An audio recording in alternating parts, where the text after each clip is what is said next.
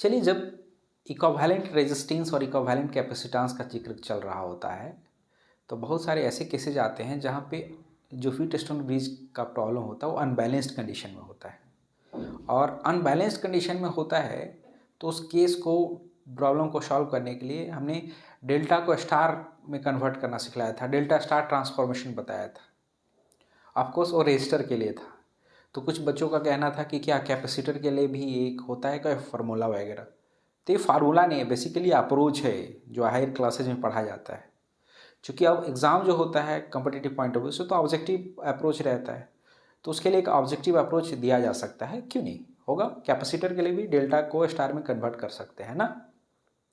HCP का question, H C Verma sir का book का जो क्वेश्चन है कंसेप्ट ऑफ फिजिक्स का, क्वेश्चन नंबर 26 का जो फर्स्ट क्वेश्चन है वो आपको व्हीटस्टोन ब्रिज का ही कंडीशन है, लेकिन वो अनबैलेंस्ड कंडीशन है। तो उस तरह के न्यूमेरिकल को कैसे सॉल्व करना है, पहले उस प्रॉब्लम को देखते हैं, फिर उस पे रिलेटेड जो है डेल्टा को स्टार में कैसे कन्वर्ट करके और कैसे बनाया जाता है उस न्यूमेरिकल को थोड़ा सा देखेंगे, ठीक है ना। तो पहले डेल्टा को स्टार में कन्वर्ट कैसे करना है, और रेजिस्टर के लिए भी बताया हुआ है, लेक्चर्स देख सकते हैं आप जाकर के मेरे यूट्यूब चैनल पे। लेकिन अब कैपेसिटर के कंटेक्स्ट में बात करना है। देखो क्या होगा, थोड़ा सा समझिए जरा। जो फर्स्ट क्वेश्चन है वो एक क्वेश्चन है कि उसमें क्या है कि 5 कैपेसिटर्स लगे हुए हैं, और मुझे जहाँ तक याद है ये जो फर्स्ट कैपेसिटर है 1 माइक्रोफैराड का है। यहाँ पे जो एक कैपेसिटर लगा हुआ है वो क्या है, 3 माइक्रोफैराड का है। और यहाँ पे एक कैपेसिटर लगा है, ये भी 3 माइक्रोफैराड का कैपेसिटर है। और यहाँ पे एक कैपेसिटर है जिसका कैपेसिटेंस है वो 1 माइक्रोफैराड है। और जो ब्रिज का काम कर रहा है कैपेसिटर, उसका कैपेसिटेंस जो है वो 4 माइक्रोफैराड है। And question has been asked that you have to find the equivalent capacitance between A and B. A और बी के बीच क्या निकालना है, इक्विवेलेंट कैपेसिटेंस निकालना है, यही क्वेश्चन।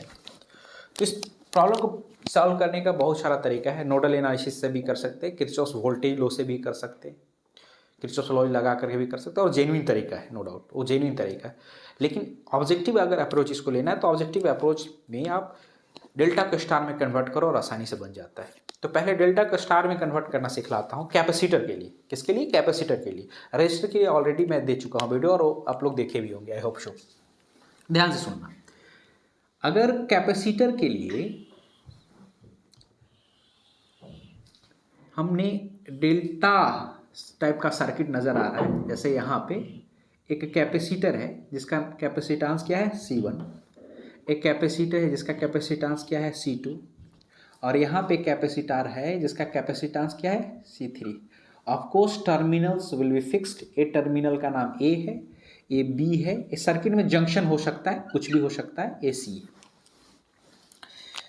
ये किसमें है, देखो शेप नज़र आ रहा है आपको, ऑलरेडी डेल्टा नज़र आ रहा होगा। ये क्या है, डेल्टा ना, क्या है, डेल्टा।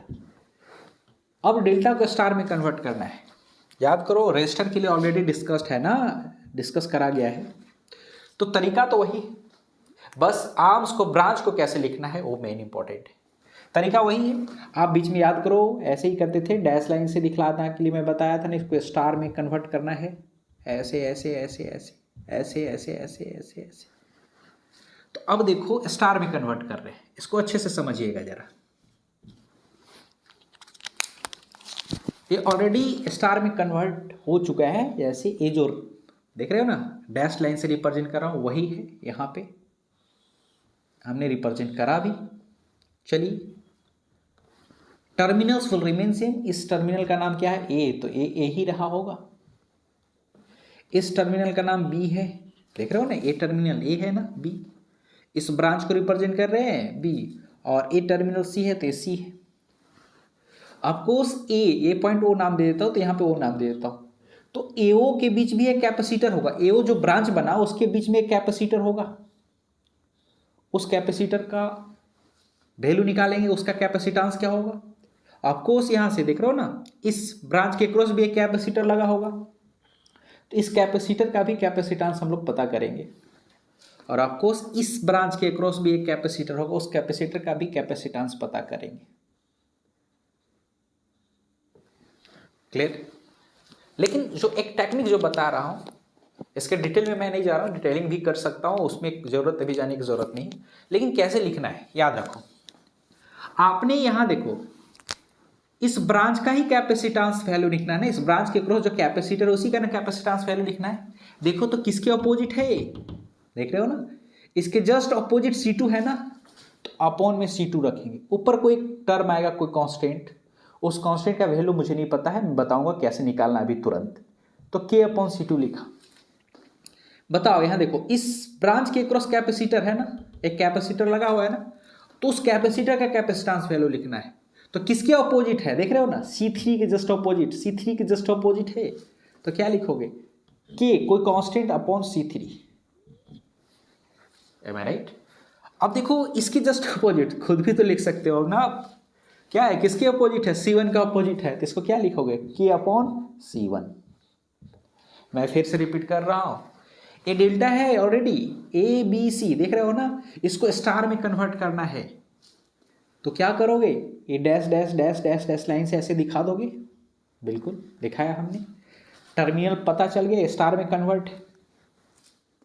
अब बताओ इस एओ के क्रॉस जो ब्रांच बना, इस एओ ब्रांच के क्रॉस कैपेसिटर जो लगा उस कैपेसिटर का कैपेसिटेंस वैल्यू लिखना है। तो आप देखो जस्ट इसके ऑपोजिट जो कैपेसिटर लगा हो क्या है, C2 ना, तो C2 लिखा, K/C2 लिख रहा हूं। अच्छा इसके जस्ट ऑपोजिट C3 है, तो K/C3 लिख रहा हूं, और इसके जस्ट ऑपोजिट है, देख रहे हो इसके जस्ट ऑपोजिट C1 है, तो यहां पे क्या लिखा हो, K/C1। अब यहां पे K क्या है याद रखना, हियर K इज व्हाट, याद रखना दो कैपेसिटर का कैपेसिटेंस वैल्यू एक टाइम पे ले लो, C1 C2 C1 into C2 plus C2 into C3 plus C3 into C1, यही है वैल्यू K। तो K का वैल्यू मुझे नहीं लगता है कि कोई टफ है निकालना, अरे कुछ नहीं ना, C1 C2 plus C2 C3 plus C3 C1।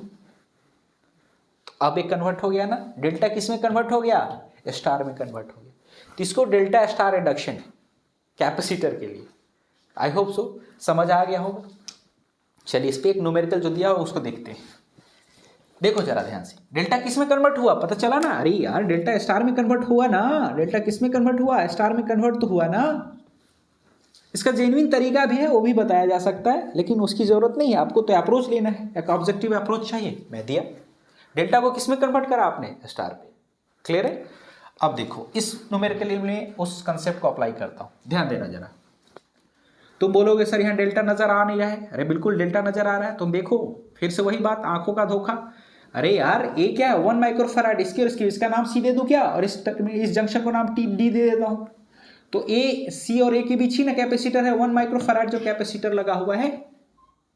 1 microfarad capacitor जो है वो A और C के बीच है, तो क्या इसको ऐसे नहीं लिखा जा सकता है, कैसे, देखो ऐसे, ये क्या है 1 माइक्रोफैराड, इसको हटा दूं, रब कर सकता हूं ना, चलो मैं रब कर रहा हूं, ये क्या है 1 microfarad. Clear, very good very good. ये बताइए A और D के बीच 3 माइक्रोफैराड का कैपेसिटर है ना लगा हुआ, ये भी क्या है A और D के बीच, ऐसे भी तो दिखा सकते हैं ना, अरे कोई दिक्कत, ये भी हट गया हट गया हट गया, बिल्कुल हटा बिल्कुल हटा। ये कितना है ये कैपेसिटर, इसका कैपेसिटेंस कितना है 3 माइक्रोफैराड। सिमिलरली यहाँ पे भी कर सकते हो ना, ये B और C के बीच है, तो B और C के बीच ये 3 माइक्रोफैराड लगा दो ऐसे, ये 3 माइक्रोफैराड लगा हुआ है बिल्कुल, ये रब करो, उसी को केवल मैं दिखा रहा हूँ, केवल वायर का लोचा है, उस लोचा से बची। और यहाँ पे 1 माइक्रोफैराड जो लगा हुआ था किसके बीच, B और D के बीच, देख रहे हो ना 1 माइक्रोफैराड। नो डाउट थोड़ा दिक्कत होगा शुरू में समझने में, उससे कंफ्यूज नहीं होना है, अरे यही ना। अब देखो तो 2 डेल्टा नजर आ रहा है तुम लोग को, 2 डेल्टा नजर आ रहा है, बिल्कुल 2 डेल्टा नजर आ रहा है। किसी भी एक डेल्टा को स्टार में कन्वर्ट कर दो, किसी भी एक डेल्टा को स्टार में कन्वर्ट कर दो। चलो कैसे कन्वर्ट करना है मैं बताया, डैश लाइन से दिखलाना है, डैश से दिखला दो, ऐसे ऐसे ऐसे ऐसे ऐसे ऐसे ऐसे ऐसे ऐसे ऐसे ऐसे, अरे क्लियर ना। इसका वैल्यू अगर लिखना हो तो क्या लिखिएगा बताइए, इसका वैल्यू लिखिएगा क्या पता है ना, इसके जस्ट अपोजिट तो K/3, अरे लिखोगे ना, तो मैं इसको थोड़ा सा मैग्नीफाई करता हूँ इस इमेज को ना, देखो ध्यान से सुनना, एक बार प्रैक्टिस हो जाएगा तो बहुत आसान हो जाता है, कोई दिक्कत नहीं है। देखो यहाँ पे समझना है जरा, ऐसे ए यहाँ पे रहा, ए यही है, रेड वाला मैं दिखा रहा हूँ ऐसे, अरे बिल्कुल ए ऐसे है और ए ऐसे है, इसमें कंफ्यूज होना नहीं है। मैं ए रेड वाला पोर्शन दिखा रहा हूँ ना, देखना ध्यान से इसको, यहाँ पे ऐसे लगा है, ये बताओ किसके अपोजिट है, इसके अबाउट, ये डेल्टा है ना, इस डेल्टा में ये किसके अपोजिट है, 3 का अपोजिट जस्ट ना, तो यहाँ पे क्या लिखोगे k/3, k/3 हमने लिखा। ये बताओ किसके अपोजिट है, 1 के अपोजिट ना, तो हमने क्या लिखा है यहाँ पे k/1, k/1, k क्या है पता है, कांस्टेंट, और ए वाला जो है, ए ब्रांच जो है ये किसके अपोजिट है, 4 के अपोजिट ना, तो हमने क्या लिखा k/4, एम आई राइट। चलिए ये जो है ACD जो है वो स्टार में कन्वर्ट हो चुका है, अभी इस चीज़ को समझिए जरा, अभी स्टार में कन्वर्ट हुआ है, देख रहे हो ना, इसको हटा सकते हो आप ऐसे, तो अभी क्या है, ए जो डेल्टा था ACD वो किस में, स्टार में कन्वर्ट हुआ है। अब ए जो पोर्शन है उसको तो आप लिख सकते हो, बना सकते हो आराम से। इधर क्या लगा हुआ है बाबूजी, 3 माइक्रोफैराड, बिल्कुल सही बात, 3 माइक्रोफैराड लगा हुआ है, 3 माइक्रोफैराड लगा रहेगा। और यहाँ पे क्या है, ये देखो जरा, ये कितना है, 1 माइक्रोफैराड है, 1 माइक्रोफैराड लगा रहेगा। एक बार समझ लोगे तो फिर इस पे मास्टरी हासिल हो जाएगी, फिर आसानी से बनने लगता है। क्योंकि समझाना है, इसलिए समझाना में थोड़ा सा ये लग रहा है, कंसेप्ट को अच्छे से समझाने में टाइम लगता है। अब के का वैल्यू क्या है बताइए, अरे यही ना, C1 C2 plus C2 C3 plus C3 C1, तो करो, के का वैल्यू निकाल रहे हैं, के का वैल्यू 1 इंटू 3, तो 1 इंटू 3 बिल्कुल सही, 3 into 4 very good, 3 into 4 very good very good, 4 into 1 plus what, 4 into 1, हमेशा ऐसे ही करोगे। अब तो आता है ना, 3 1 जा 3, 3 4 जा 12, वेरी गुड एंड 4 1 जा 4, very good, that is what, 19, 12 plus 4 plus 6 19। तो इसका मतलब क्या हुआ बाबू, ये जो रहा ये वैल्यू, के का वैल्यू अब रब कर सकता हूँ ना, कॉपी कर लिया हो, बिल्कुल, ये क्या हो गया 19/3, जो एक कैपेसिटर बना उसका कैपेसिटेंस कितना हो गया 19/3, इसका जो कैपेसिटेंस है कितना हो गया 19/1, और इसका जो कैपेसिटर था उसका कैपेसिटेंस कितना हो गया 19/4। अब बिल्कुल, अब बता सकते हैं, अब तो सिंपल सीरीज पैरेलल हो गया ना। देखो अब ए और बी के बीच को इक्विवेलेंट कैपेसिटेंस आप आसानी से निकाल सकते हैं। ऑफ कोर्स ये दोनों किस में है, सीरीज में है, और ये दोनों किस में है, सीरीज में है, फिर ये दोनों किस में आ जाएगा, पैरेलल में, और इसके साथ ये किस में आ जाएगा, सीरीज में।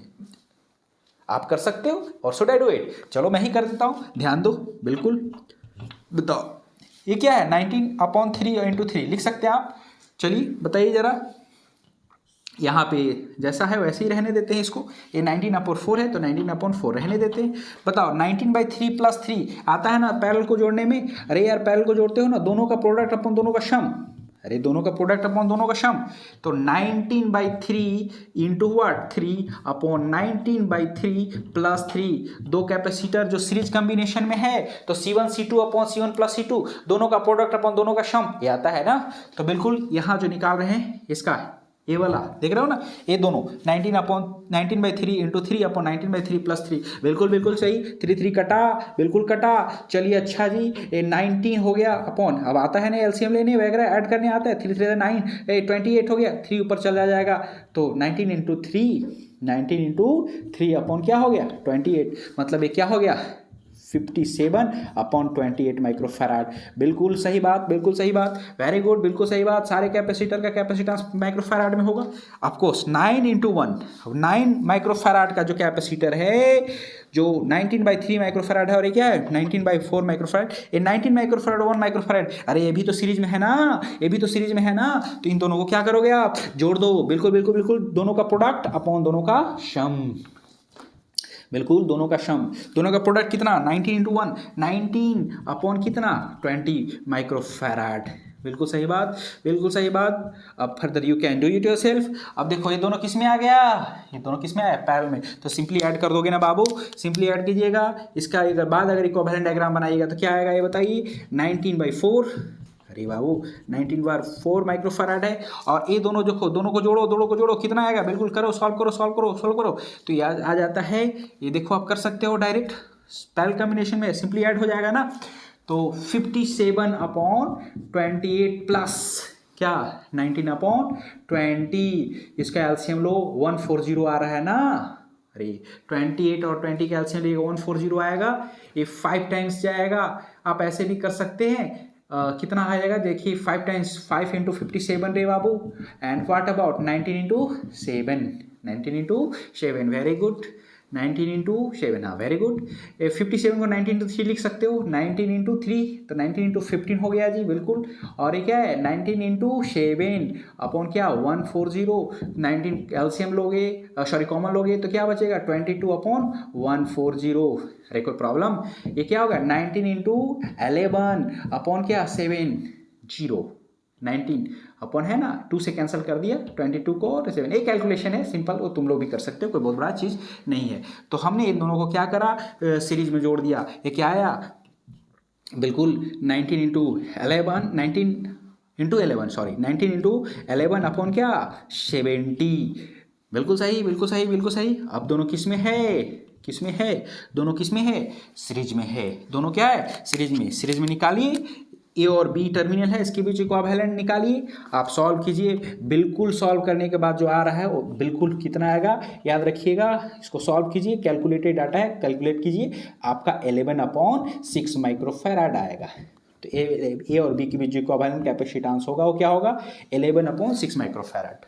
Is it clear to all of you, very good. मेरा कंसेप्ट केवल ये था, देखिए कुछ भी नहीं, इससे अगर आप वाकई में अगर इस तरह का प्रॉब्लम बनाना चाह रहे हैं, आप अगर आप बनाना चाह रहे हैं तो कोई दिक्कत नहीं, डेल्टा को स्टार में कन्वर्ट कर दिया, दैट इज ओनली फिजिक्स, यहीं तक फिजिक्स, बाद बाकी सिंपल कैलकुलेशन है, सीरीज पैरेलल का कंसेप्ट मालूम है, आप आसानी से सॉल्व कर सकते हैं। तो डेल्टा को स्टार में कन्वर्ट कर सकते हैं ना, एक कैपेसिटर के लिए कॉम्बिनेशन रहा। एक क्वेश्चन मैं आप लोग को होमवर्क के लिए देता हूं, आप इस क्वेश्चन को जरूर करना और सॉल्व करके बताना आंसर कितना है। अगर हो सके तो कमेंट सेक्शन में बताइए इसका आंसर कितना आता है। मैं यहाँ पे लिख रहा हूँ, एक कैपेसिटर है, बिल्कुल बिल्कुल बिल्कुल एज इट इज सिंपल सा प्रॉब्लम है और सेम प्रॉब्लम है, कुछ भी मैं चेंज नहीं कर रहा हूँ, केवल थोड़ा सा डाटा चेंज कर रहा हूँ। ये 1 माइक्रोफैराड है, यहाँ पे हमने 2 माइक्रोफैराड लिया है, यहाँ पे 2 माइक्रोफैराड दिया हमने, और यहाँ पे क्या 1 माइक्रोफैराड दिया है, और यहाँ पे मैं मान लेता हूँ ये 4 माइक्रोफैराड दिया है। और इक्विवेलेंट कैपेसिटेंस निकालिए और बताइए जरा ए और बी के बीच। क्लियर है, चलिए।